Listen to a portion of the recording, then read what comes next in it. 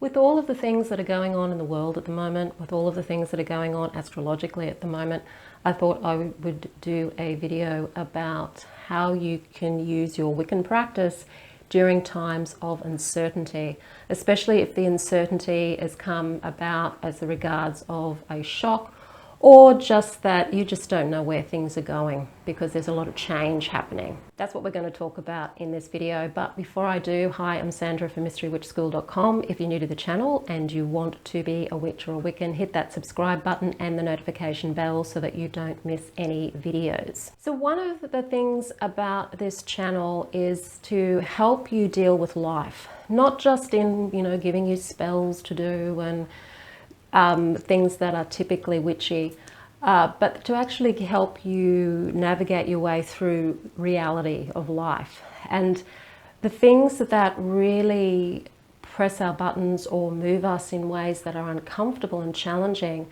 are the everyday things that happen in our own lives and in the world around us. And sometimes magic just can't fix that. Magic just can't do it. It's not the job of magic to fix everything. It has a purpose, but when things happen to us that cause uncertainty, that may be out of our realm of being able to really do anything about, we have to find other ways of being able to move through this without thinking that there's a spell for it. A lot of people think that if you're experiencing anxiety or depression, that you can just find a spell and bang, that's going to fix it forever. A spell may temporarily help you feel calmer, it may temporarily uplift you, but it's not going to last very long. In fact, if it lasts a day, you're probably lucky. Magic's not intended for psychological things. It's really about situations, maneuvering situations and influencing situations, events, and people. So if it's to do with your own psyche and your own reaction to something, then you really need to be looking at other ways to use your practice. I do use EFT and emotional freedom technique, as you know, as a way of working with things or traumas that have happened in the past. But if you're actually going through something in the moment, things like EFT can be helpful, but they're not actually going to take the feelings away. It's just going to help calm you down a bit. Your practice, your Wiccan practice, your spiritual practice is really what's going to help keep you solid during a time of change. And I know a lot of people, when things do change, often throw their practice out the window, either because they can't focus, which is generally what the case is, because if you are in a tizzy, if you are in turmoil, it's very hard to focus. Also time, sometimes it can mean that you've got more to do because there's more pressure on you to do things to maybe get to change the situation or to move through it. So the practice often gets thrown out the window, and what happens when that happens is you end up being ungrounded, disconnected, and even worse off, because there's more anxiety, there's more confusion, you're more likely to succumb to the ego's fear of not feeling safe, and that's actually going to take you away from feeling better, or even take you away from being able to handle the situation better and to come up with better outcomes. So the first thing to do is, if you do go through times of uncertainty, which we all do, is to stick to your daily practice. And if you don't have one, do download my 5-day course, The Ultimate Guide to Starting a Wiccan Practice That Works. It's a very simple course, 5 days. It just helps ground you and gives you a daily practice that you can modify, change, upgrade as you progress. It just gives you some things to do to just help you set up a place and a space for yourself to be able to connect. And the connection's the big thing. So make sure that your practice involves something that helps ground you. So grounding you, connecting you to Mother Earth. When you're grounded and connected to Earth, you're stronger, okay? Energetically stronger and physically stronger. And you're going to need those if you're going through times of uncertainty. So just grounding yourself and finding different ways of grounding your energy is going to be really important. So spend some time, even if it's only 3 minutes, going out into nature somewhere, onto the backyard, and feeling your feet on the ground and just connecting deep into the earth, like you've got roots coming out either your spine if you're sitting, or your feet if you're standing, and just feeling that energy coming up through you. Grounding is really important. The second thing to do is to find ways to connecting to yourself, connecting to who you really are. And this is really where meditation comes into the picture. When you can quiet the mind and listen to yourself, that's when you can start to learn more about who you are and what you're thinking and what's driving you to act or be in a certain way. So this is a time when you get to listen to yourself. Listen to the concerns of the monkey mind. Listen to the resistance. Feel the resistance in your body. Feel the anxiety. Feel the feelings. And just observe those feelings as if you're observing something that you're not connected to. So this is a way of connecting to yourself, but also being disconnected from getting caught up in the actual feeling itself. Emotions are a wonderful guidance system, but that's all they really are.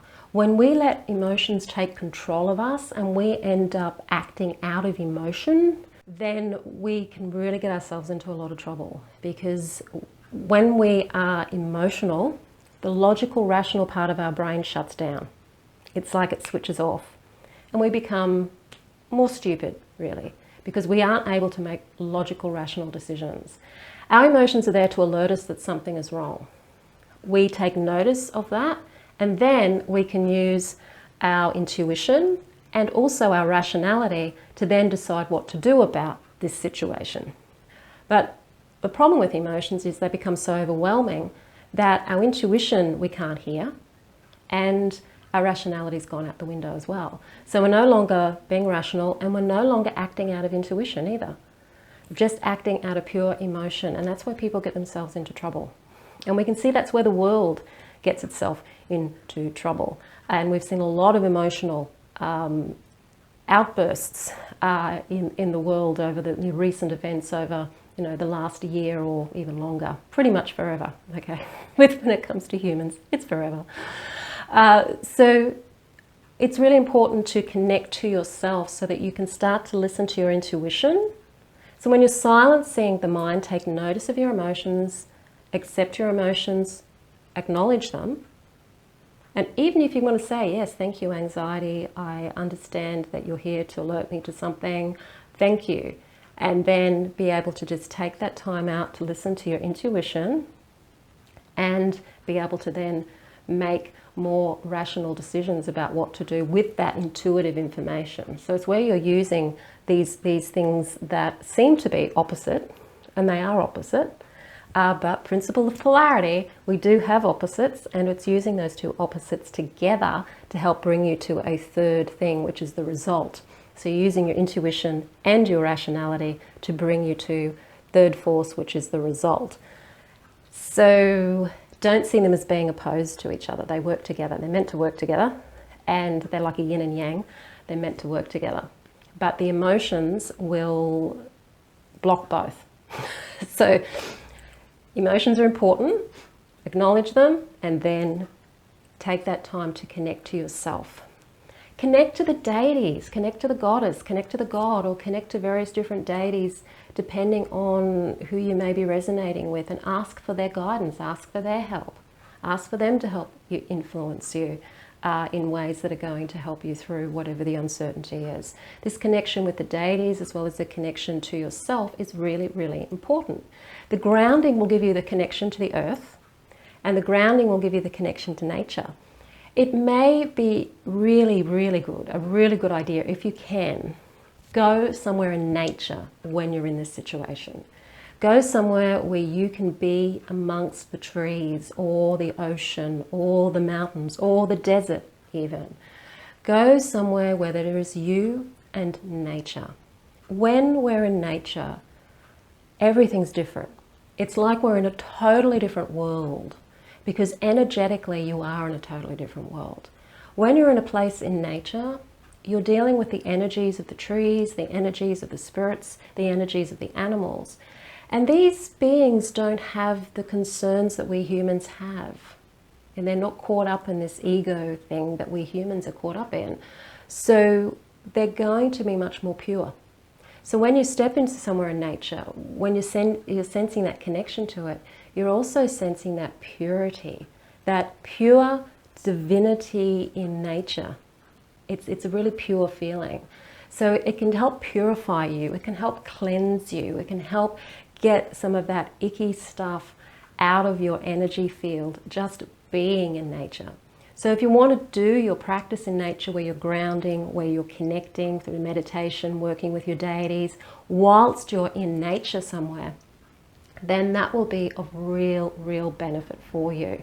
If that's not possible, which sometimes it isn't, then even just being able to have oracle cards that maybe have nature on them, going on to your mobile phone, maybe listening to sounds of nature, going onto YouTube and maybe listening to bird sounds or seeing videos of trees, listening to the wind. There's a lot of videos out there that are just the wind, just birds. You can get videos out there that are just cats purring, and cats have a very healing vibration. The frequency that cats purr at is very healing. So you may even just want to listen to a cat purr for 5 minutes.